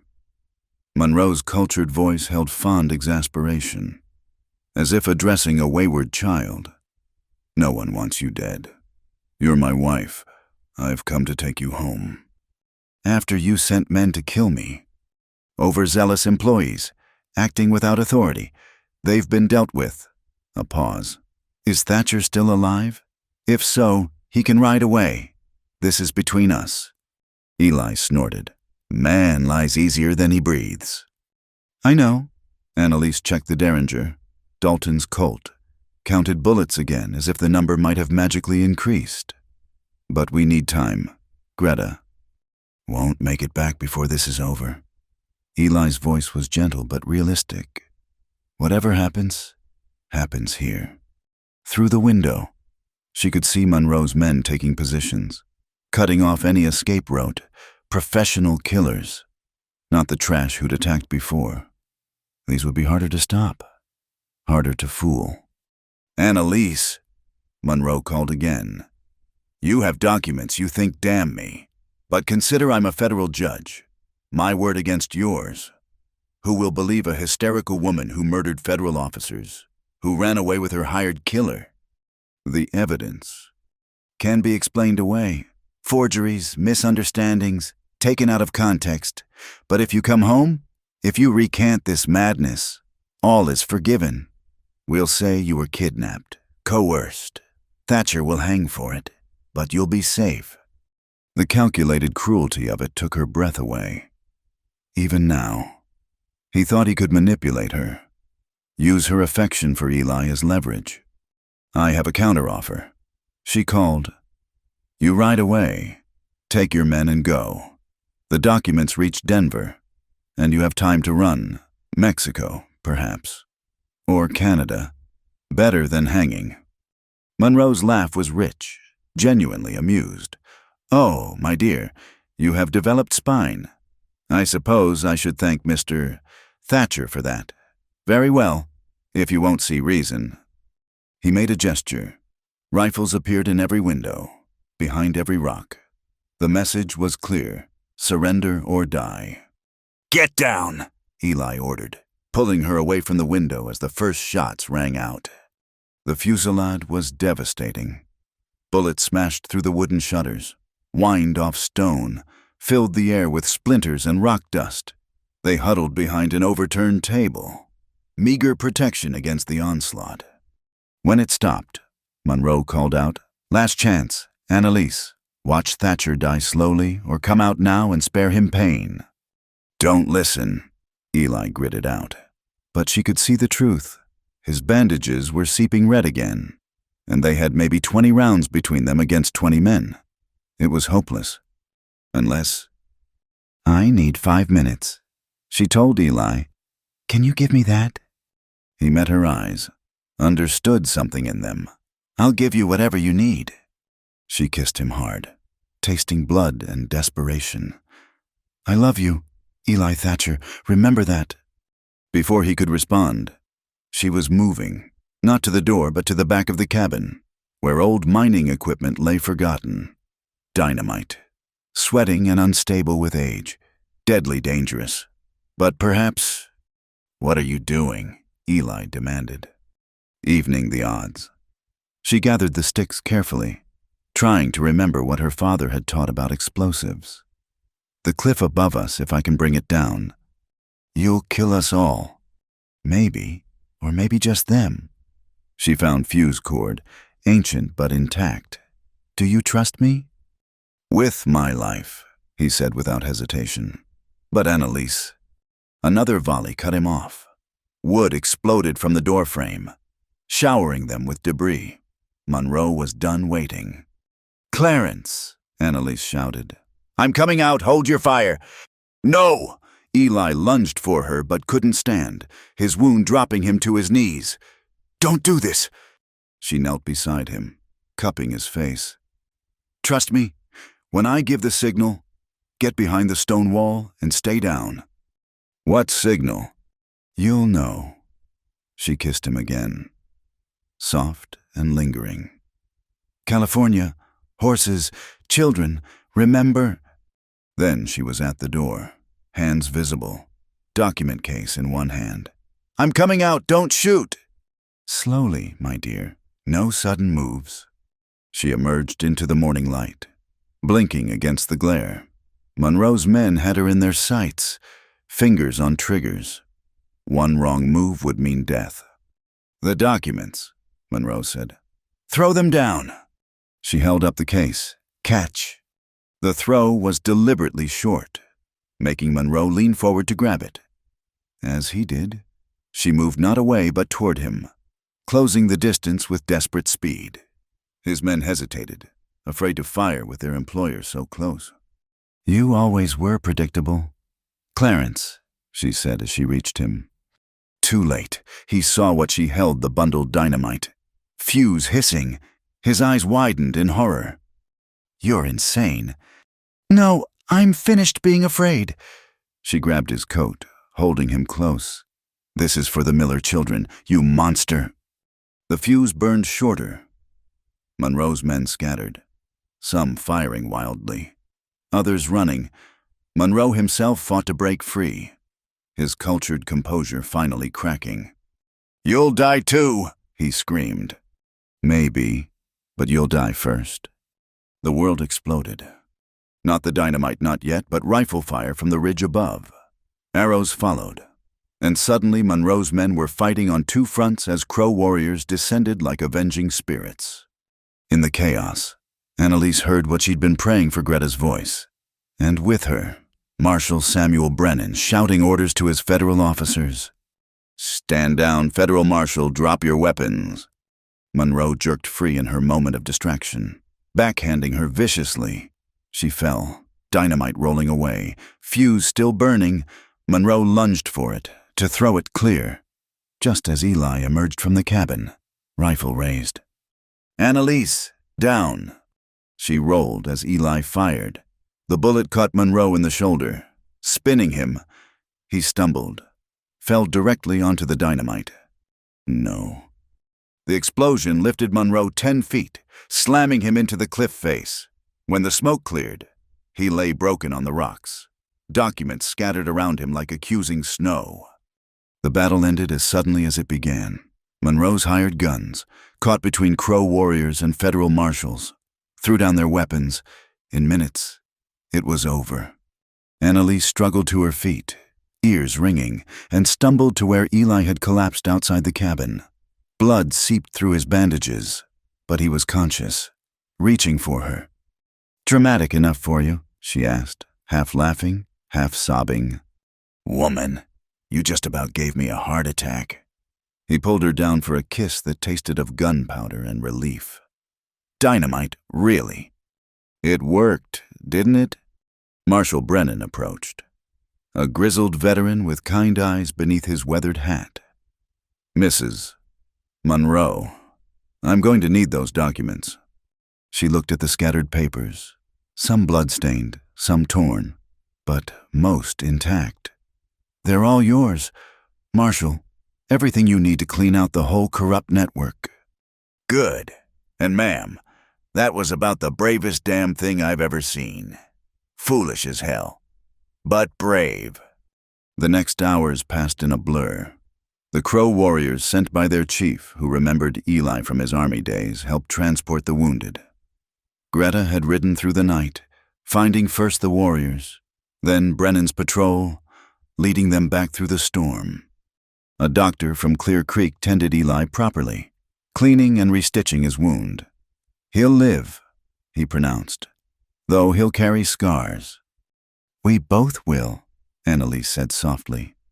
As they prepared to leave for Denver, Brennan approached again. "There'll be questions, investigations. Monroe had powerful friends." "I'll testify," Annalise said firmly. "To everything, the Millers, the bribes, all of it." "It won't be easy. They'll try to destroy your reputation, paint you as a bitter wife, a loose woman who ran off with her bodyguard."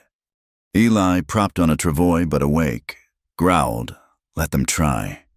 Annalise touched his hand, smiled at Brennan. "I've been called worse by better men, Marshal. The truth needs telling, regardless of the cost."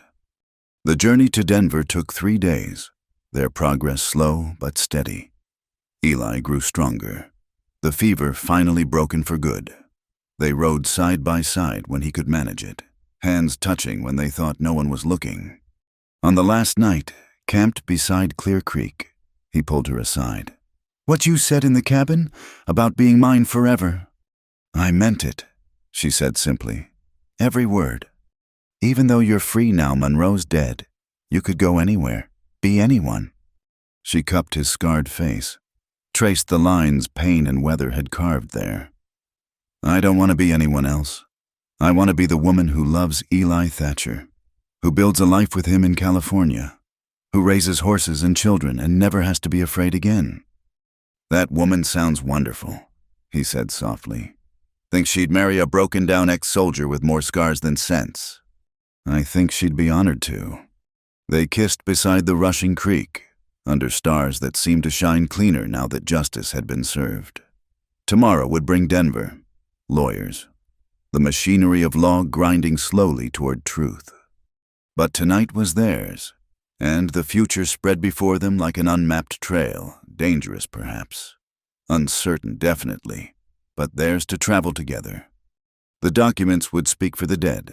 The Millers would have their justice, and from the ashes of corruption and violence, 2 souls who'd found each other in darkness would build something new in the light.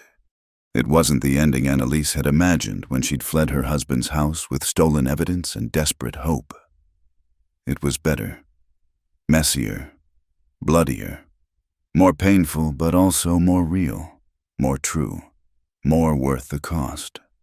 She'd learned to shoot, to fight, to survive, but more than that, she'd learned to love without fear, to trust without reservation, to believe in tomorrow.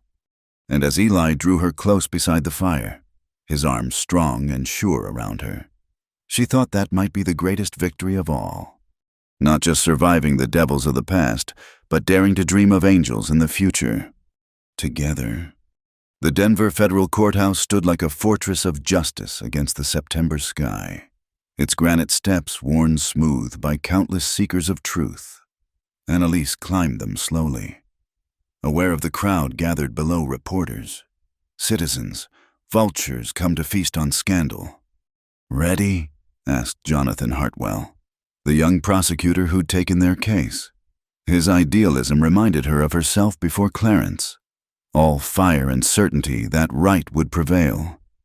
"As ready as one can be to destroy one's own life in public," she replied, smoothing her simple black dress.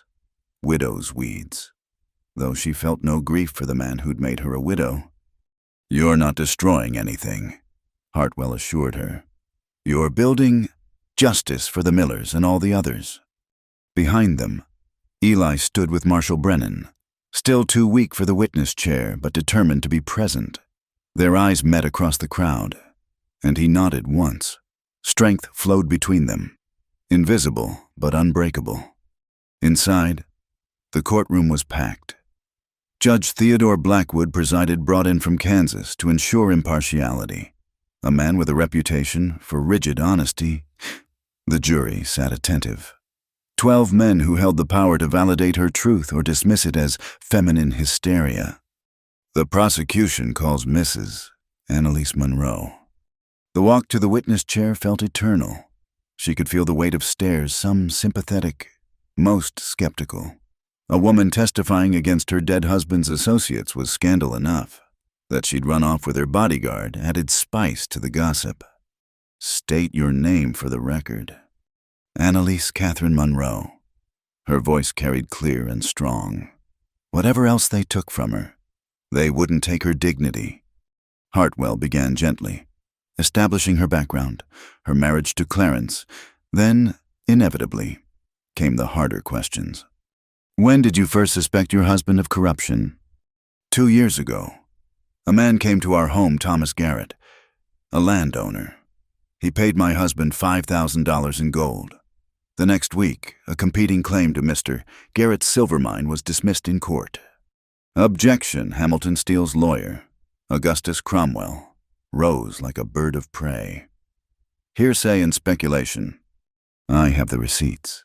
Annalise said calmly, "Hidden in my husband's study, along with correspondence discussing the arrangement." She produced the documents, watching Cromwell's face pale. For 3 hours, she laid out the evidence names, dates, amounts, the systematic perversion of justice for profit. Then came the Millers. "Tell us about the Miller family," Hartwell prompted gently. Annalise's composure cracked slightly. Benjamin and Mary Miller, their children, Thomas and little Sarah. They had legal claim to land containing copper deposits, land that Mr. Steele wanted. She described the ruling, the eviction order, then, voice steady despite her tears, the fire. "I heard my husband and Mr. Steele discussing it the next evening. They were laughing about how the problem had resolved itself, about how convenient it was that the whole family—" She stopped, unable to continue. In the gallery, a woman sobbed Mary Miller's sister, "Come to see justice done." That's when I decided to gather evidence. Annalise continued when she could speak. "When I knew my husband wasn't just corrupt but complicit in murder." Cromwell's cross-examination was brutal. "Isn't it true, Mrs. Monroe, that you were dissatisfied in your marriage?" "I was married to a man who beat me and laughed about dead children. Yes, I was dissatisfied." "And you began an inappropriate relationship with your hired protector." "I fell in love with an honorable man who risked his life to protect me. If that's inappropriate by society's standards, then society needs new standards." Gasps from the gallery. No proper woman admitted such things publicly. "So you admit to adultery?" "I admit to finding love in the midst of horror, to choosing life over the slow death my marriage had become." She lifted her chin. "I regret many things. Mr. Cromwell, loving Eli Thatcher isn't one of them." The examination continued for hours. Every detail of her flight was dissected, every decision questioned. But the documents spoke louder than Cromwell's insinuations. Names, dates, amounts. Murder disguised as law. Other witnesses followed. Marshal Brennan testified about finding Monroe's body, about the gunfight at Devil's Canyon. The Crow warrior who'd helped them spoke through an interpreter about Monroe's hired killers, Jacob Mueller, shaking but determined, told of the men who'd threatened his daughter. But the most damaging testimony came from an unexpected source. The prosecution calls Thomas Garrett. The young lawyer entered in chains, his arm still bound from Eli's bullet. He'd made a deal testimony for a reduced sentence and now sat rigid in the witness chair. "Tell us about your relationship with Judge Monroe," Hartwell instructed. What followed was a detailed confession of the entire network. Judges bought, claims stolen, families destroyed. Garrett named names, provided details that corroborated every document Annalise had risked her life to save. "Why testify now?" Hartwell asked finally. Garrett's eyes found Annalise in the gallery. "Because she was right, about all of it. And because—" He swallowed hard. "Because I helped kill children for money. Maybe testifying won't save my soul, but staying silent would damn it for certain." Steele himself took the stand on the third day, all bluster and denial. But faced with the evidence, his story crumbled like old parchment. By the time Cromwell finished, even he looked defeated. The jury deliberated for less than 2 hours. "On the charge of conspiracy to commit murder, we find the defendant, Hamilton Steele, guilty. On the charge of bribery and corruption, guilty. On the charge of land fraud, guilty." One by one, the verdicts came down. Guilty, guilty, guilty. Justice spoke with 12 voices, and its word was damnation. Annalise sat very still as chaos erupted around her. Reporters shouting questions, Steele screaming about appeals, citizens cheering or cursing depending on their interests. Through it all, she felt empty. Not disappointed, just finished. A warm hand covered hers. Eli had made his way to her side, moving carefully but steadily. "It's done," he said softly. "You did it." We did it. She leaned into his strength. The Millers have their justice. And you, his dark eyes searched hers. What does Annalise Monroe have? She considered the question. Her reputation was in ruins, the scandalous woman who'd betrayed her husband, taken up with her bodyguard, admitted to adultery in open court. Society would never accept her again. The fortune Clarence had accumulated through corruption would go to his victims' families, leaving her with nothing but the clothes on her back. I have my freedom, she said finally. I have the knowledge that I stood for what was right, and she smiled, the first real smile in days. I have you, if you'll still have me. Woman, you just told a courtroom full of people that you loved me. You think I'm fool enough to let you go now? Outside, Denver's autumn air was crisp and clean. The crowd had mostly dispersed, though some reporters lingered hoping for statements. Hartwell shook their hands, promising to pursue every lead the documents had revealed. There'll be more trials, he warned. You may need to testify again. I'll be here, Annalise promised. Whenever justice needs a voice, I'll speak. They walked slowly down the steps, Eli still favoring his wounded side. At the bottom, Marshal Brennan waited with an unexpected companion, a distinguished older man with silver hair and kind eyes. Hey, Mrs. Monroe, I'm William Ashford, from the Denver Trust Bank. I wonder if we might speak privately. In a quiet cafe nearby, Ashford revealed his purpose. I represent a group of citizens impressed by your courage. We've established a fund compensation for your role in exposing this corruption. I don't want payment for doing what was right, Annalise protested. Not payment, recognition, and... He smiled. Let's call it seed money for a new life. $20,000 deposited in your name. The sum was staggering. Enough to buy land, build a home, start fresh anywhere they chose. Annalise looked at Eli, saw her own amazement reflected in his eyes. Additionally, Ashford continued, there's a teaching position available at the new women's college we're establishing. Your background, your courage, you could inspire young women to stand for justice as you have. That's generous, but I had other plans. She glanced at Eli. California plans. The offer stands. Whenever you're ready. Colorado needs women like you. Mrs. Monroe, or whatever name you choose to use in your new life. That evening, in a modest hotel room overlooking the mountains, Eli and Annalise finally had privacy to process everything that had happened. The trials were over. Justice served. The future spread before them unlimited and undefined. A teacher, Eli mused, pouring whiskey from a bottle Brennan had gifted them. You'd be good at that. Maybe someday, after California, after horses and sunsets and all those children we talked about. She moved into his arms, careful of his healing wound. After I'm not Annalise Monroe anymore, after I'm Annalise Thatcher. He set down his glass, framed her face with scarred hands. Is that a proposal? Would you prefer I got down on one knee? She teased.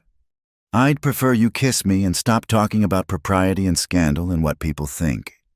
She obliged, pouring all her love and relief and hope into the connection. When they parted, both breathless, she rested her forehead against his. We did it, she whispered. We survived, got justice, found each other. The first two were your doing. The last, he smiled, the expression transforming his weathered features. The last was pure luck, or fate, or God's own joke on a couple of broken souls. Whatever it was, I'm grateful. They stood at the window, watching the sun set behind the Rockies, painting the sky in the shades of fire and gold. Tomorrow they'd start west, toward California and new dreams. There would be challenges there always were for those who'd walked through fire, but they'd face them together. No regrets, Eli asked softly. Annalise thought of all she'd lost: social position, wealth, the easy life of a judge's wife. Then she thought of what she'd gained: freedom, purpose, love that asked nothing but truth. The scales didn't even compare. No regrets, she confirmed. Only anticipation. For what? For everything. For waking up without fear. For building something with our own hands.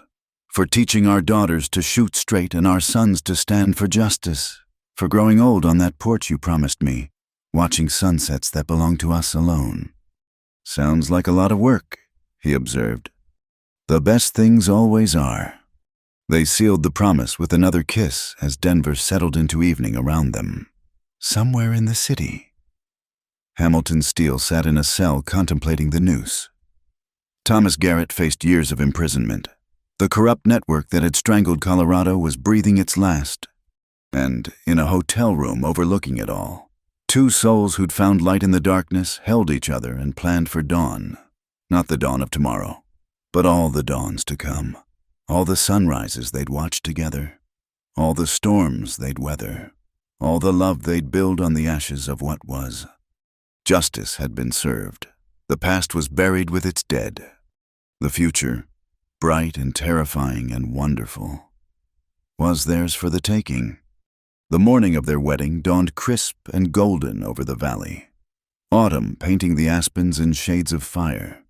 The small church in Cedar Falls had been decorated with wildflowers and sage, their perfume mixing with the pine-scented breeze that drifted through the open windows. Eli stood at the altar in his one good suit, purchased the day before from Goldman's general store. His hands were steady now. The tremor of old wounds finally healed. Beside him, Marshal Brennan served as best man, his weathered face creased in a rare smile. "Nervous?" Brennan asked quietly. "Terrified," Eli admitted. "Fighting outlaws is one thing. This is the beginning of everything worth having," Brennan finished. "Trust an old married man. The fear passes. The joy remains." The church door opened, and Eli's breath caught. Annalise entered on the arm of William Ashford, who'd volunteered to give her away. She wore a simple cream dress, no veil. No elaborate train. She needed no ornament beyond the radiance in her face, the certainty in her step. Their eyes met across the small space, and everything else faded. The townspeople who'd come to witness, the reporters who'd tracked them down for one last story. Even the mountains visible through the windows all became background to this moment. "Dearly beloved," Reverend Patterson began, his voice carrying the weight of tradition and hope. "We gather today to witness something rare and precious, two souls who found each other in darkness and chose to walk together toward the light." The ceremony was simple, the vows traditional with one addition. When prompted, Annalise spoke clear and strong. "I take you, Eli, not just as my husband, but as my partner, my protector, my equal in all things.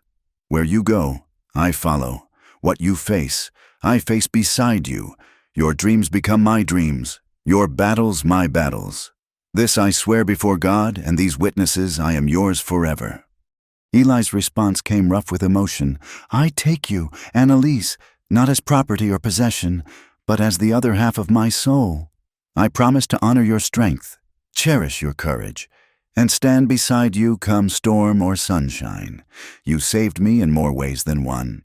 Now let me spend our lifetime returning the favor. By the power vested in me by God and the territory of Colorado," Reverend Patterson proclaimed, "I now pronounce you husband and wife, Mr. Thatcher. You may kiss your bride." The kiss was tender, a promise sealed before witnesses both earthly and eternal. As they turned to face the congregation, applause erupted. Even the hardened reporters seemed moved by the simple ceremony. Outside, tables had been set up for a modest reception. The women of Cedar Falls had prepared food, and someone had brought a fiddle. As afternoon wore into evening, the celebration took on the easy warmth of frontier community neighbors becoming friends, strangers becoming family. "I'm Mrs. Thatcher." Greta Mueller appeared at Annalise's elbow, beaming. "I wanted to thank you again. For everything. How's your father? Better. The store's doing well now that people trust us again. And The girl blushed. I'm starting school next month, going to study to be a teacher, like you suggested. That's wonderful. Greta, you'll make a fine teacher. As the sun began its descent behind the mountains, Eli found Annalise standing apart from the crowd, gazing west. Ready to go? He asked, wrapping his arms around her from behind. Almost. She leaned into his embrace. I was just thinking about the journey, how it started with me running away in fear, and now... Now you're running toward something instead of away. We're running toward it, together. She turned in his arms. Though I suppose, at our advanced ages, running might be optimistic, perhaps a dignified trot. He laughed, the sound rich and free. Speak for yourself, woman. I'll have you know I'm in my prime. Of course you are. She kissed him lightly. My mistake. Brennan approached, leading 2 saddled horses. Your wedding present from the good people of Cedar Falls. Figured you'd need reliable mounts for California. The horses were magnificent, a bay gelding for Eli, steady and strong, and a spirited gray mare for Annalise. Tied to the saddles were supplies for the journey, including a new rifle and ammunition. Sam, this is too much, Eli protested. It's not enough. Brennan countered. You 2 exposed corruption that was strangling this territory. Least we can do is see you start your new life properly equipped. As they prepared to depart, the crowd gathered for farewells. Hartwell shook their hands, promising to write with news of ongoing trials. Ashford repeated his offer of the teaching position. Whenever you're ready to come home. This isn't home anymore, Annalise said gently.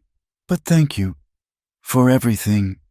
They mounted up as the sun touched the mountain peaks, painting the sky in shades of rose and gold. The trail west stretched before them, full of promise and possibility. Wait, a voice called from the crowd. Thomas Garrett pushed forward, still thin from his imprisonment but walking free on early parole for his testimony. Mrs. Thatcher, I wanted to apologize for everything, and to thank you. Annalise studied him from horseback, this young man who'd chosen corruption but found courage in the end. Make something good of your second chance. Mr. Garrett, that's thanks enough. He nodded, tears tracking down his face. I will, I swear it! They rode out of Cedar Falls as evening settled over the valley, their shadows long on the trail ahead. Behind them, the town settled into night, another chapter in its ongoing story. Ahead lay the unknown new territories, new challenges, new dreams waiting to be born. They camped that night beside a stream, the sound of water a gentle music in the darkness. Their wedding bed was a blanket spread on pine needles, their canopy the star-drunk sky. Any regrets? Annalise asked, tracing patterns on Eli's chest in the moonlight. Only one, he said seriously. She stiffened. What? That it took so much pain to bring us together, that the Millers had to die for us to find each other. Sometimes the price of happiness seems too high. She was quiet for a long moment. I don't think that's how it works. The pain would have happened regardless. Clarence would have continued his evil. The Millers would have died. Corruption would have flourished. We didn't trade their lives for our happiness. We found love in the midst of fighting that evil. That's not wrong. Eli, that's hope refusing to die. He pulled her closer, marveling at her wisdom. When did you get so philosophical? Somewhere between dodging bullets and falling in love with a stubborn ex-soldier. She smiled against his shoulder. It's been an educational experience. They talked long into the night about the ranch they'd build, the horses they'd raise, the children they'd welcome. Simple dreams, perhaps, but made precious by the fire they'd walked through to claim them. As dawn broke, they rose and continued west, day after day, mile after mile, through plains and deserts, and finally into the green valleys of California. They found their land near Sacramento, 40 acres with good water and soil, a view of distant mountains, room to build and grow. The cabin came first, simple but sturdy, built with their own hands and the help of neighbors. Then corrals for the horses, a garden for vegetables, a life taking shape board by board, season by season.